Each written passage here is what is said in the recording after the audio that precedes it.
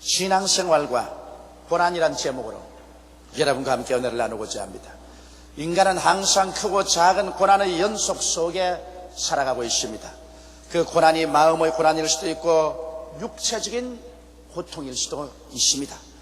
그 고난이 가벼운 고뇌일 수도 있고 절망적인 심한 타격을 주는 그런 고난일 수도 있습니다.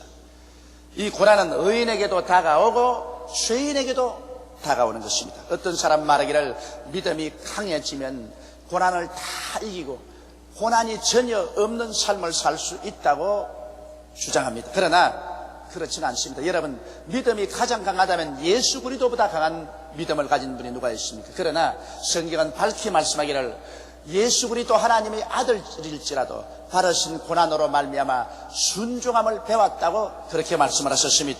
그러므로 예수님께서도 고난을 통해서 그 순종이 완전해졌다면 우리들은 말할 필요가 없을 것입니다.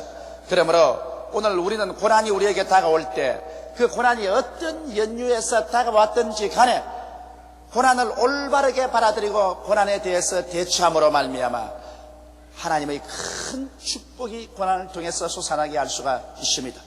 우리가 고난을 잘못 받아들이면 고난은 가시밭길이 되고 우리를 파괴하는 원인이 될 수도 있는 것입니다.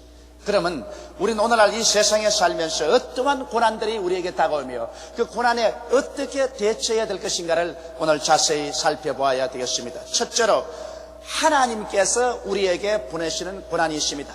시편 기자도 말하기를 내가 사망의 음침한 골짜기로 다닐지라도 해를 두려워하지 않을 것은 야훼께서 함께 계심이라. 야훼의 지팡이와 막대기가 나를 안위하신다고 말한 것입니다. 여기에서 하나님께서 우리를 사망의 엄침한 골짜기로 통과시킬 때가 많이 있습니다. 그러면 왜 하나님께서 우리에게 고난을 통하게 하시나요? 여러분, 하나님은 우리로 하여금 죄에서 회개시키려고 할 때 고난을 보내는 것입니다. 우리가 평범하고 평탄한 생활 가운데는 하나님의 필요를 느끼지 않습니다. 그러므로 사람들은 인본주의로 서서 자기 육신 중심으로 살아갑니다. 그러나 도저히 인본주의가 견딜 수가 없고 육신의 삶이 견딜 수가 없도록 고난이 부딪혀오면 그때 깨어져서 하나님을 찾게 되는 것입니다. 여러분, 사도 바울 선생을 보십시오. 그가 사울일 때는 그는 무지무지하게 예수 그리스도의 교회를 핍박하는 사람이었습니다. 예루살렘에서 기독교인들을 잡아서 감옥에 가지고 채찍을 때리고 스데반이 돌에 맞아 죽을 때 총지휘를 했었습니다. 그런 예루살렘에서 제사장들의 허락을 받아서 저리 시리아의 다메섹에 피난 간 기독교인까지 다 잡아서 예루살렘에 끌고 오려고 종자들을 때리고 말을 타고 다메섹으로 갔었습니다.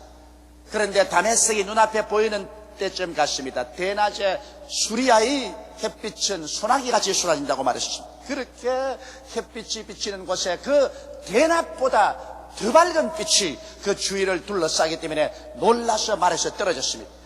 그래서 땅에 엎드렸는데 귀에 소리가 들렸습니다. 사울아, 사울아, 어찌하여 나를 핍박하느냐?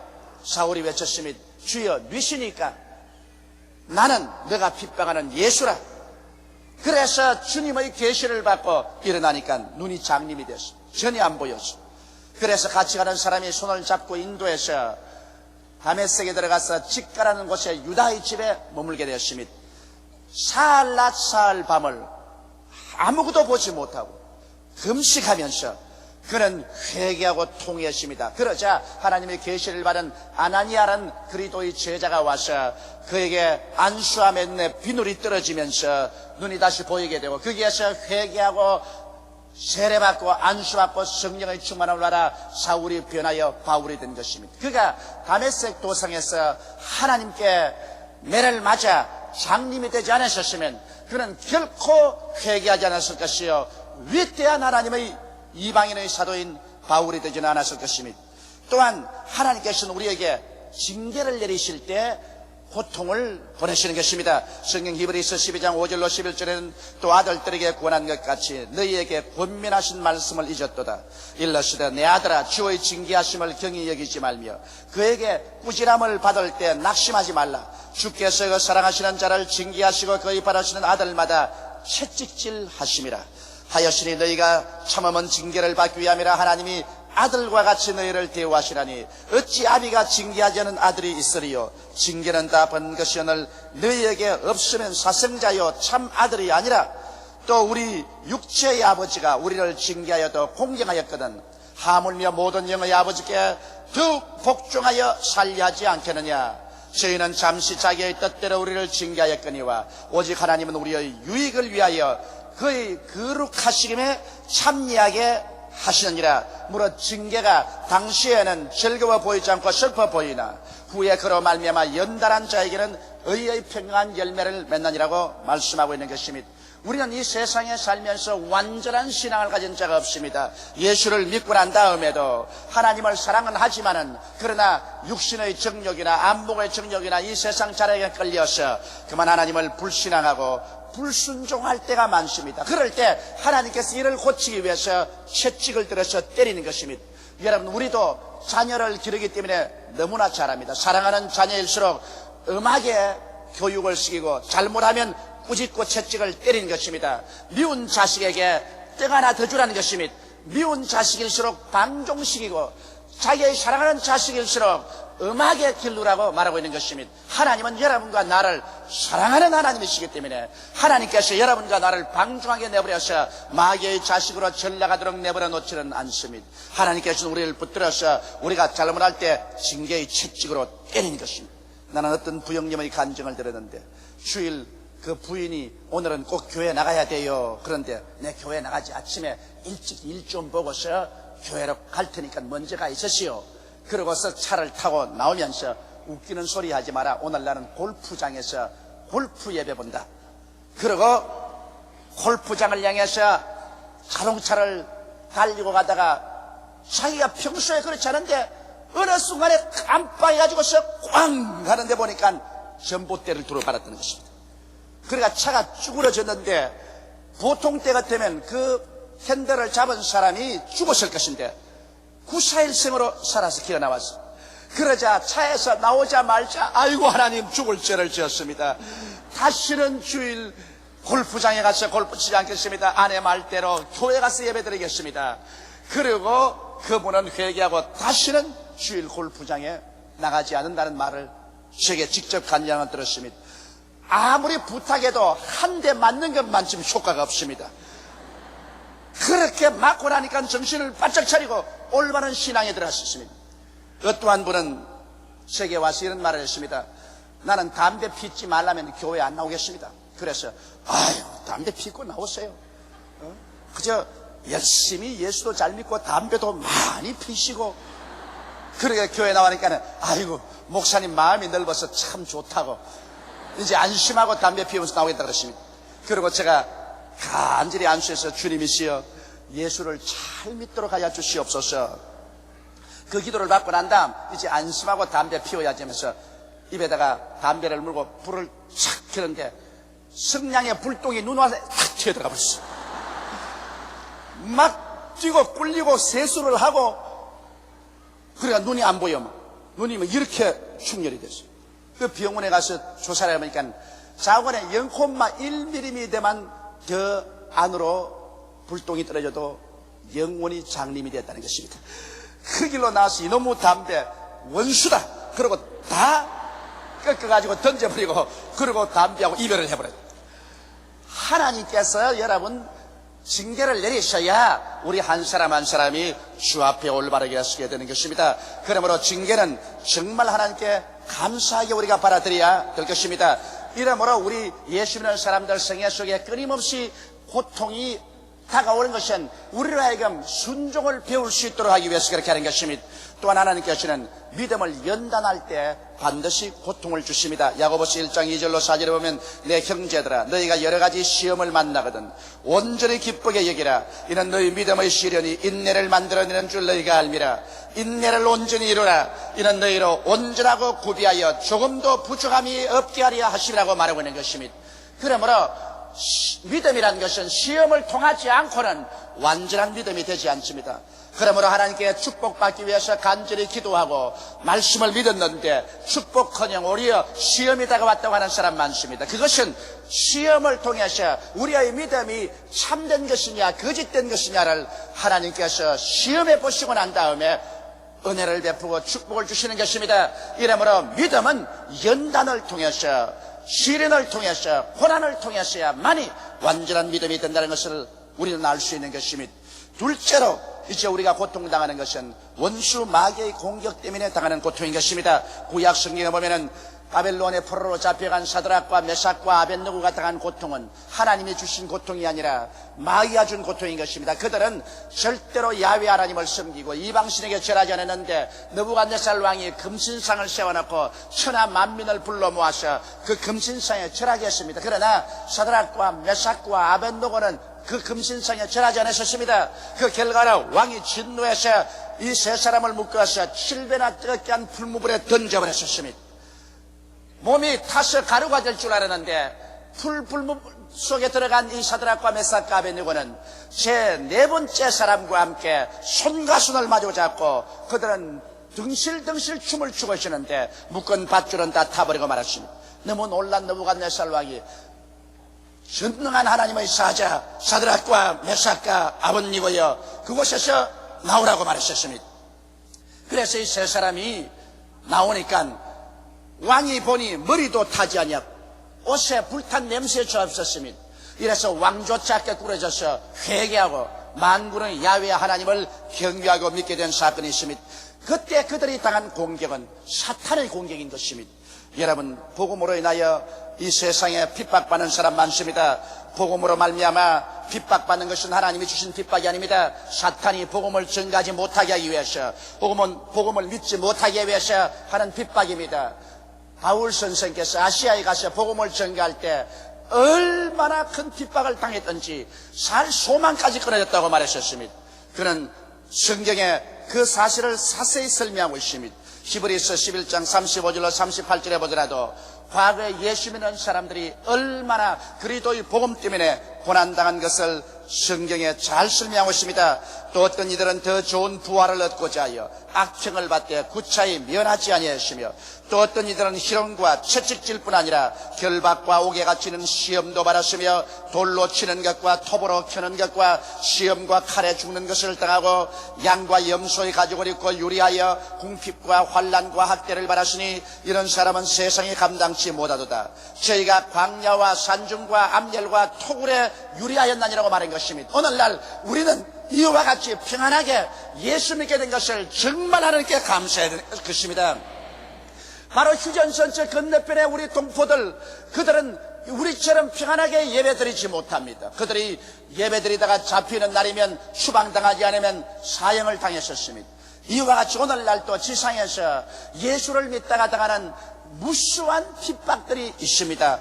그런데도 불구하고 우리는 이외에 자유의 하늘나라에 자유의 땅에서 마음 놓고 주의 이름을 부를 수 있다는 것은 얼마나 큰 축복인지 모릅니다. 오늘날 또 원수 마귀는 도적질하고 죽이고 멸망시키기 위해서 눈을 부릅뜨고 다니면서 할 수만 있으면 택한 자라도 멸하려고 하는 것입니다. 그러므로 원수의 공격으로 말미암아 우리에게 다가오는 수많은 고통이 있습니다. 세 번째 고통은 자원하여 취한 고통이 있습니다. 복음을 위하여 자기 스스로가 자원해서 당하는 고통인 것입니다. 가만히 있어도 될 텐데도 불구하고 자기의 재산을 다 바치고 청춘을 바쳐서 복음을 위해서 나아가 죽을 고생을 하는 이런 고난은 하나님께 크게 영광된 고난인 것입니다. 이런 대속의 고난이요, 이를 통해서 수많은 영혼이 구원을 받기 때문에 하나님은 이런 고난을 통해서 말할 수 없는 영광을 받으시는 것입니다. 사도 바울 선생이 아시아에서 고난당한 장면을 보십시다. 고린도후서 1장 8절로 10절에 보면 형제들아 우리가 아시아에서 당한 환난을 너희가 알지 못하기를 원치 아니하노니 힘에 지나도록 심한 고생을 받아 살 소망까지 끊어지고 우리 마음에 사형선고를 받은 줄 알았으니 이는 우리로 자기를 의뢰하지 말고 오직 죽은 자를 다시 살리시는 하나님만 의뢰하게 하심이라. 그가 이같이 큰 사망에서 우리를 건지셨고 또 건지시리라. 또한 이후에라도 건지시기를 그를 의지하여 바라노라고 말하셨습니다. 바울 선생은 고린도후서 11장 23절로 29절에 이렇게 말하셨습니다. 저희가 그리스도 일꾼이냐 정신없는 말을 하거니와 나도 더 그러하도다. 내가 수고를 넘치도록 하고 옥에 갇히기도 더 많이 하고 매도 수없이 맞고 여러 번 죽을 뻔하였으니 유대인들에게 40에 하나 가만 매를 5번 맞았으며 3번 태장으로 맞았고 한 번 돌로 맞고 3번 파선하는데 일주일을 기품에 지냈으며 여러 번 여행의 위험과 강의 위험과 강도의 위험과 통적의 위험과 이방인의 위험과 시내의 위험과 광야의 위험과 바다의 위험과 거짓 형제 중의 위험을 당하고 또 수고하며 애쓰고 여러 번 자지 못하고 줄이며 목마르고 여러 번 굶고 춥고 헐벗었노라. 이 외의 일은 고사하고 오히려 날마다 내 속에 눌리는 일이 있으니 곧 모든 교회를 위하여 염려하는 것이라. 누가 약하면 내가 약하지 아니하며 누가 실족하게 되면 내가 애타하지 않냐고 말하셨습니다. 사도 바울 선생 같은 분이 가만히 집에서 사업이나 하고 있었으면 얼마나 잘 살았겠습니까? 그러나 그런 자원에서 그리스도의 복음을 위해서 이 말할 수 없는 고통을 당한 것입니다. 오늘날 우리 선교사들이 한국을 떠나서 외국에 나가 선교하는 것이 그렇게 평안하고 안일한 것은 아닙니다. 그러므로 선교사로 나가는 것은 고통을 벌써 자취해서 나가는 것입니다. 우리 선교사 중에 어떠한 사람은 아프리카에 가 있는데 그 아프리카 종족은 변을 보고 난 다음 반드시 손으로 닦고 그 손을 먼지에다가 문태버리고 그 손으로 밥을 먹습니다. 그런데 그곳에 가서 그렇게 같이 먹지 아니하면 복음이 전보되지 않아요. 나는 그 선교사가 내게 이야기하는 걸 들었습니다. 처음에 가서 그 종족에 들어가서 같이 변을 보고 손으로 닦고 흙으로 문지르고 그 손으로 밥을 먹으려니까 아예 지옥 같더랍니다. 그런데 그것은 자기 부부간에는 이제 복음을 전가하기 위해서 이것은 극복했는데 데리고 간 어린애들이 아프리카 애들하고 놀면서 변을 보고 손으로 닦고 그 손으로 밥을 그대로 집어먹는 걸 볼 때 눈물이 앞을 가리어서 말로 다 할 수가 없다. 부모는 하나님의 소명을 받아서 이곳에 와서 하는데 제가 무슨 죄로 끌려와가지고서 저렇게 자라야만 하는가. 그 고통으로 말로 다 할 수 없다는 그런 간증을 하는 걸 들었었습니다. 왜 그 사람들이 한국에 있었으면 편안하게 목회하고 대접받을 수 있는데 왜 아프리카에 가서 그런 고생을 합니까? 이것은 그리스도의 십자가의 고난에 동참하기 위해서 하는 것이라 그러한 고난은 하나님께 영광된 고난인 것입니다. 여러분 독일의 유명한 알버트 슈바이처 박사를 생각해 보십시오. 그는 신학 박사요, 음악 박사요, 문학 박사요, 철학 박사요, 의학 박사였습니다. 독일에 있었으면 떴다 놓았다 하게 잘 사실 분입니다. 그러나 그는 그 일생을 아프리카에 던져서 그곳에 나환자촌을 건설하고 문둥병 환자를 치료하기 위해서 일생을 바친 것입니다. 인도에서 죽음의 집을 경영하고 있는 테레사 수녀를 보십시오. 그는 칼가타의 수녀원을 설립하고 그곳에 길거리에 죽어가는 수많은 버림받은 인생들을 불러다가 목욕시켜주고 옷을 입혀주고 죽을 때 물을 떠먹여주고 편안하게 죽도록 하는 일을 하고 있습니다. 얼마나 어려운 고통 가운데서 일을 하고 있는지 몰라요. 자기가 고향에 있으면 편안하게 살 수 있을 것인데 그런 선교하기 위해서 나가서 스스로 고난을 자취해서 이렇게 고통을 당하고 있는 것입니다. 이러므로 여러분 우리가 이곳에 편안히 있어서 우리는 선교사들을 위해서 기도하고 1년에 한 번씩 선교 헌금을 작정하지만은 그러나 실제로 일선에 나가서 복음을 전가하는 사람들은 고향 산천 떠나서 여간 고통스럽고 괴롭지가 않습니다. 이러므로 우리는 선교사들을 위해서 끊임없이 기도하고 고통을 함께 나누는 것을 인색하지 말아야 될 것인 것입니다. 그러면 넷째로 우리가 고난당할 때 어떠한 태도를 취해야 되겠습니까? 우리가 하나님께로부터 오는 고난은 너무 잘 압니다. 죄인이 매를 맞아서 고통당할 때는 신속히 회개하고 예수를 믿고 나오면 그 고난에서 벗어날 수 있는 것이요. 예수 믿는 사람이 고통당할 때는 이것은 징계를 받는 것이니 우리가 불순종과 불신앙을 신속히 회개하고 주님께 돌아오면 그 채찍은 중지하고 마는 것입니다. 또한 우리가 믿음의 연단 당할 때는 끝까지 참고 견디면 그 연단에서 나와서 큰 축복을 받게 되는 것이요. 우리가 자원에서 고난을 당할 때는 오히려 하나님께 감사하고 찬명하며 예수 그리스도와 함께 십자가의 고난에 참여할 수 있는 특권 준 것을 하나님께 감사하고 나가야 될 것입니다. 이러한 사람은 내세 하나님의 크나큰 상급이 있을 것입니다. 이하간 어떤 고통이든지 하나님께로부터 오는 고통은 우리가 당하면 당할수록 우리는 육신을 의지하지 않고 하나님을 더 의지하게 되고 세상을 벗어버리고 하나님께 가까이 나가서 하나님과 깊은 교제를 가질 수 있게 되는 것이며 주님의 권능을 체험하고 주의 인도하심을 체험하게 되는 것이며 깊은 신앙의 보화를 얻게 되는 것이며 고난을 통해서 연단된 믿음을 가지고 난 다음 그 믿음을 통해서 하나님은 한 단계 높은 영혼이 잘됨같이 범사에 잘되며 강건한 축복을 허락하여 주시는 것입니다. 고통을 통하여 믿음의 기초를 튼튼히 닦아놓은 다음에야 하나님께서 축복의 집을 지는 것입니다. 여러분 보십시오. 적은 집은 기초를 파지 않습니다만 큰 빌딩은 밑으로 깊이 기초를 파서 그 위에 빌딩을 세우는 것입니다. 우리의 인생에도 하나님께서 고난을 통해서 우리의 심령을 파헤쳐 믿음의 깊은 기초를 넣고 난 다음에 하나님의 축복의 집을 지어주시는 것입니다. 이러므로 고난당할 때 원망이나 불평이나 탄식하지 말고 부정적 마음 가지지 말고 회개하고 깨어지고 더욱 하나님 중심으로 서고 참고 견디고 감사하며 나가면 고난은 오히려 변화되어 우리에게 크나큰 축복으로 나타나게 되는 것입니다. 또한 원수 마귀가 와서 우리를 칠 때가 있는 것입니다. 내가 예수를 잘 믿으려고 하는데 원수 마귀가 와서 정부를 통해서 이웃을 통해서 사회단체를 통해서 우리에게 고난을 갖다 올 때 그때도 우리 낙심하지 말아야 되는 것입니다. 성경은 말하기를 하나님께서는 원수의 목전에서 우리에게 밥상을 차리시고 기름으로 머리에 바르셨으니 내 잔이 넘치나이다라고 말씀하는 것입니다. 원수가 올 때 하나님 우리 버리지 않습니다. 원수가 우리를 도적질하고 죽이고 멸망시키려고 하면 성경의 말씀대로 원수 앞에서 하나님은 우리에게 진수성찬을 차려 주시는 것입니다. 원수가 올 때 더 하나님의 말씀도 계시해 주시고 하나님의 은혜도 더 받게 하여 주시옵시고 환경도 주님께서 더 번창하게 만들어주는 것입니다. 그래서 원수가 오히려 우리를 치려고 하나 하나님은 그 반대의 일을 해주시는 것입니다. 그뿐 아니라 하나님께서는 원수 앞에서 더욱 성령의 기름을 부어주셔서 그래서 잔이 넘치게 만들어주는 것입니다. 이러므로 우리가 원수가 올 때 원수만 바라보고 두려워만 하면 안 됩니다. 원수가 오면 우리 마음속에 긍정적으로 생각해야 됩니다. 이제 하나님께서 내게 밥상 차려줄 시간이 왔구나. 원수가 오면 하나님께서 기름 부어주셔서 잔이 넘치게 해줄 때가 왔구나. 오히려 감사하고 찬양할 때 원수들의 공격은 하나님께서 우리를 더 강하게 만들어주시는 기회가 되어버리고 마는 것입니다. 여러분, 고난은 즐거운 체험은 아닙니다. 될 수만 있으면 고난 없이 살면 참 좋겠지요. 그러나 고난 없이는 하나님과 깊은 신앙생활 속에 들어갈 수가 없습니다. 고난 없이 여러분 우리의 죄악으로 꽉 들어찬 인격이 변화를 받을 수가 없습니다.